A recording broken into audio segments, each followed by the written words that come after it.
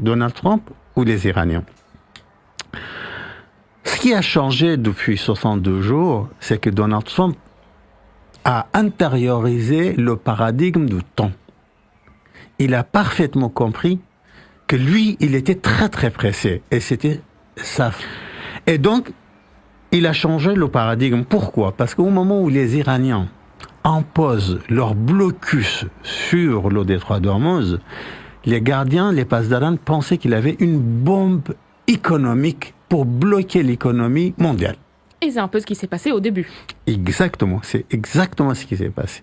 Seulement, au moment où Donald Trump décide d'arrêter les bombardements, les moyens militaires, pour passer aux moyens économiques en imposant un blocus au blocus iranien, là, c'est la totalité vraiment des Pasdaran qui se trouvent en panique totale, pour une raison très simple. La raison, c'est que 90% de l'économie iranienne, c'est du pétrole. Et 90% du pétrole passe par le détroit d'Ormuz. En bloquant le détroit d'Ormuz, Donald Trump met en difficulté structurelle, pour ne pas dire existentielle, toute l'économie iranienne. Et lorsqu'un pays, son économie est en crise structurelle, c'est que le militaire ne fonctionne pas correctement, le diplomatique ne fonctionne pas correctement, on ne peut plus payer les fonctionnaires, on ne peut plus payer les institutions, c'est tout le pays qui est bloqué. Alors donc, le paradigme a changé. 2, Donald Trump nous dit désormais qu'il est absolument pas pressé. Il prend son temps. Et donc, tout revient à votre problématique. Oui, qui a le temps. Mais les informations de presse, c'est Kepler notamment qui nous dit que l'Iran désormais a moins de 2 semaines de capacité de stockage. L'Iran ne sait plus où mettre son pétrole parce que les Iraniens ne veulent pas arrêter la production de pétrole pour l'instant. Et en même temps, vous le disiez bien, ils ne peuvent plus exporter par Hormuz. Ils arrivent à exporter une toute petite partie par voie terrestre, mais ça suffit pas. Donc, en combien de temps cette problématique du pétrole peut vraiment les faire plier? Alors, on parle de semaines, on parle de mois? Voilà, on a des analyses très très variées. Entre le minimum 15 jours, le maximum 2 mois. Alors donc, c'est-à-dire quoi? C'est-à-dire le minimum dans 15 jours, les Iraniens ne trouveront plus un endroit pour stocker leur pétrole. Le pétrole est en production permanente parce que lorsque vous ne produisiez pas dans un champ, à un moment donné, ce champ ne sera plus exploitable. Oui, donc c'était simplement et recommencer juste après. Exactement. Et la semaine dernière, il y a un cadre dirigeant, un ami proche, moi je ne savais absolument pas, parce que je ne suis pas spécialiste de domaine, qu'un baril de pétrole égale un baril d'eau potable, purifiée au moins. Et lorsque vous récupérez pas ce baril de pétrole rapidement, eh ben ça se mélange avec le baril d'eau. Et après, ce n'est plus exploitable. Oui. Alors donc, les Iraniens, déjà, se trouvent dans cette exigence technique. Et ensuite, le pétrole produit, il faut absolument le stocker. Et on sait très bien que 80 à 90 à 95%. Et ce blocus américain, Donald Trump pense qu'il a trouvé le bon paradigme, la bonne option. Et petit à petit, il s'élargit, même pour arriver à les autres voisins. Les autres voisins. L'Iran a beaucoup de voisins. La Turquie, Azerbaïdjan, Pakistan, Afghanistan, Irak, etc., etc. Et donc, oui, là, les Iraniens se trouvent devant une vraie problématique. Qu'est-ce qu'on fait de notre pétrole qui compose 90% de notre économie? Alors, revenir à la table de négociation, oui, mais revenir à la table de négociation, pour quoi faire? Pour être plié par Donald Trump?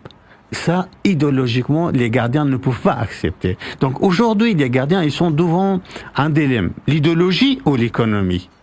Est-ce qu'on sacrifie le pays au nom d'une idéologie ou on va négocier avec Donald Trump pour sauver le pays au nom de l'économie?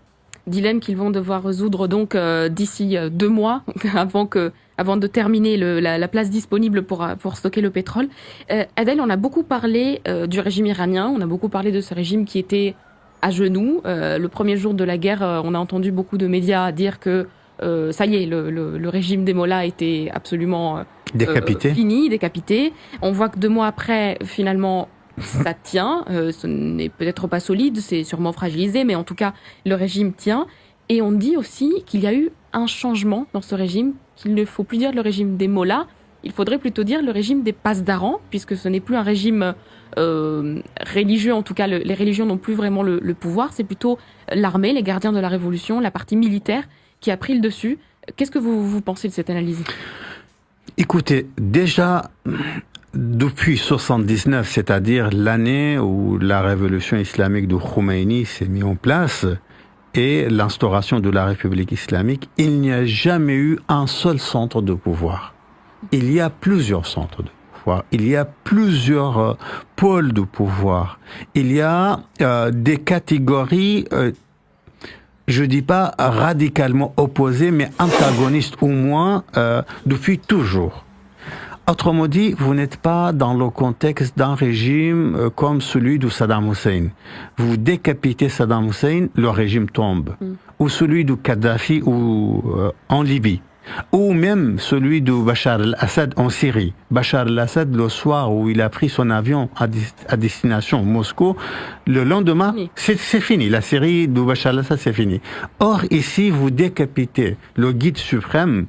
Il y a au moins 7 personnes, c'est un ministère des Affaires étrangères d'un pays très très important qui me disait, très voisin d'Iran, me disait, les Iraniens ont préparé pour chaque personnalité, en partant de guide jusqu'à responsable du Conseil suprême de la sécurité, 7 alternatives. Par ailleurs, ça fait partie aussi de leur idéologie, puisque c'est une idéologie qui est en général vouée aux martyrs. Absolument, absolument. Et donc, vous avez un régime totalement décentralisé. Au moins, aujourd'hui, vous avez plusieurs pôles de pouvoir. Vous avez un pôle dirigé par les radicaux, parmi les plus radicaux, à savoir Wahidi, Vahidi en français. Wahidi, c'est un général des Pasdaran qui a fait la guerre des années 80 contre le régime de Saddam Hussein, qui est très très proche de Mujtaba, Mujtaba, le nouveau guide suprême. On n'a pas encore, voilà. On se parle, on l'a pas encore aperçu. Et aujourd'hui, Wahidi a pris la main sur les autres pôles. Mais il n'est pas seul. Le deuxième pôle, c'est le pôle de ce qu'on appelle les nationalistes modérés. Les nationalistes modérés, représentés par Zarif, aujourd'hui par Abbas Araghchi, le ministère des Affaires étrangères, qui sont plutôt pour l'iranité, pour le nationalisme iranien, pour l'économie, pour la réintégration de la République au sein de la communauté internationale. Entre les deux pôles, désormais, vous avez un nouveau pôle, dirigé par Ghalibaf. Ghalibaf, le président du Parlement iranien, qui est un ancien général des Pasdaran et non pas de l'armée, ami proche de Vahidi, ami proche de Mujtaba, le nouveau guide, qui a un doctorat en géopolitique très intéressant et qui est un businessman, un homme d'affaires. Oui. Et donc, entre ces trois pôles, vous avez le guide suprême. Historiquement, la mission de guide, c'est être l'arbitre entre tous les groupes. Seulement aujourd'hui, le guide, on le voit pas, on l'entend pas, pour des raisons bien évidemment à la fois sécuritaires. On comprend qu'il est en danger total, Et ensuite, il a été lourdement blessé pendant l'attaque du premier jour. Où il a perdu sa mère, sa femme, ses enfants, son père, etc. Et donc même qu'il est défiguré aujourd'hui, il est dans le coma. Mais en réalité, nous n'avons aucune information.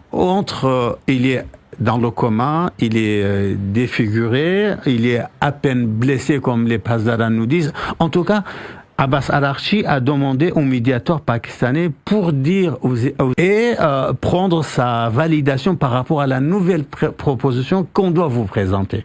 Et les Américains, ils ont accepté cela. C'est pourquoi Donald Trump dit toujours le guide n'est pas accessible. Donc pour répondre à votre question, le contexte de ce régime est différent du contexte du régime, par exemple, de Maduro. Vous prenez Maduro, vous pouvez dire je change le régime. Là, le régime certes a changé, mais comment ? Le régime a changé parce qu'on est entré dans le contexte de la guerre. Et dans le contexte de la guerre, ce sont les militaires qui prennent, n'est-ce pas, le pouvoir par rapport aux autres pôles. En restant toujours sur le militaire iranien, on a vu des informations de presse qui disent que l'arsenal de missiles est en train d'être restauré. L'arsenal de missiles iranien est en train d'être reconstruit. Ce sont des sources israéliennes citées par I-24. En gros, les Iraniens sont en train de ressortir petit à petit leurs armes. C'est un peu ce que Donald Trump craignait quand il a signé ce cessez-le-feu. C'est qu'en réalité, cette trêve soit utile aux Iraniens. Est-ce qu'on peut lire là, Adel, à votre avis, qu'il se prépare à aller à nouveau au combat? C'est une question très importante. Écoutez, parmi les Pasdaran, même parmi les Pasdaran, l'initiative ne venait pas de nous, mais plutôt de Donald Trump. Lorsque la guerre a été déclarée, c'était toujours Donald Trump. Lorsqu'on est retourné à Islamabad, c'est Donald Trump. Etc., etc. En disant que depuis toujours, ce sont les Américains qui prennent l'initiative. Et ils nous disent, eux, c'est Pasdaran, on est entré dans une nouvelle phase de cette conflictualité dans laquelle nous devons prendre l'initiative de guerre, nous, pour plusieurs raisons. La première raison, pour ne pas subir, bien sûr. La deuxième raison, c'est que nous avons gagné la guerre. Nous avons la main sur cette guerre. Nous sommes plus forts en termes de rapport de force. Il faut pas laisser l'OTAN aux Américains pour renforcer leur infrastructure militaire pour nous attaquer. Pendant qu'ils sont fragiles, il faut qu'on attaque nous-mêmes. 2. 3. Les Américains, ou ils disent les Occidentaux, doivent comprendre que face à eux, il y a une vraie puissance régionale capable de prendre l'initiative. Et c'est maintenant ou jamais. Et donc, pour répondre à votre question, oui, ils ont renforcé leur stock balistique, leur stock, il faut pas oublier, de drones. Et leur point fort, vous savez, c'est quoi? C'est que importent pas les drones et les missiles balistiques de l'extérieur, de la Russie ou de la Chine. Ils le fabriquent eux-mêmes. C'est une vraie force industrielle. Absolument. Autrement dit, des usines enfoncées sous terre, des centaines de mètres là où jusqu'à aujourd'hui les Américains n'ont pas 60% sont protégés. Et parce que ces usines sont protégées, ils peuvent bien évidemment fabriquer. Et même, je m'arrête là, il faut lire ce qu'ils disent, les médias des Pasdaran. Je dis pas les médias de la République islamique, mais les médias proches des Pasdaran, notamment l'agence Fars et l'agence Tasnim. Ils disent il y a une nouvelle génération de missiles balistiques intelligents que nous n'avons pas encore utilisés. Et que les Américains, les Golfiens, les Israéliens doivent se préparer pour cette nouvelle génération. Justement, vous parlez des Golfiens, c'est la prochaine question que j'ai envie de vous poser. Il y a une question qui se pose sur les alliances régionales des États-Unis parce que les monarchies du Golfe, en réalité, ont été prises pour cible dans cette guerre par l'Iran qui a frappé des bases militaires, des infrastructures énergétiques. Et c'est vrai que les États-Unis n'ont pas vraiment su les protéger alors que ces monarchies du Golfe sont les alliés, en théorie, des États-Unis. Au contraire, avec la politique un peu erratique de Donald Trump en ce moment, le risque, c'est un peu de se retrouver avec des États-Unis qui se retirent, avec un Donald Trump qui dit c'est bon, j'ai gagné sur tel et tel point, ma guerre est terminée, et qui laisse un Iran affaibli mais pas tout à fait détruit, et donc qui a une forte envie de prendre sa revanche.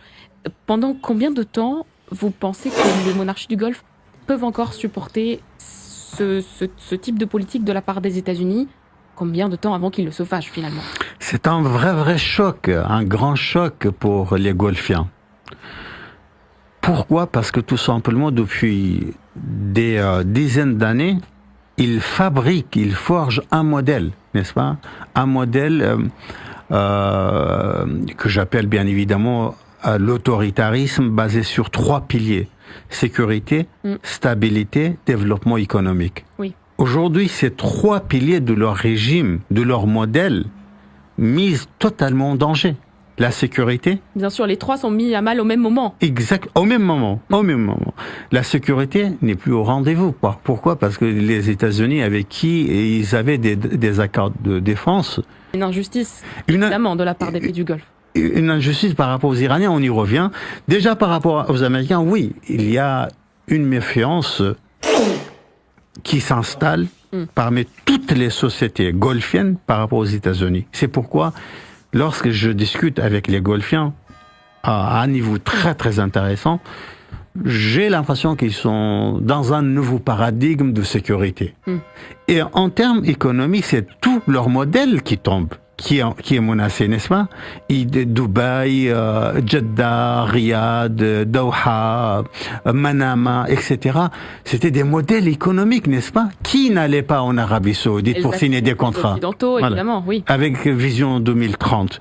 Mais là, ils voient que ce modèle, malgré toutes ses forces, reste structurellement très très fragile. Et ensuite, ça c'est par rapport aux Américains. Donc il est fort probable que les Golfiens, tout en gardant les Américains comme alliés stratégiques, s'orientent vers d'autres alliances. Par exemple, le République islamique, comme vous l'avez dit, il pense que c'est injuste.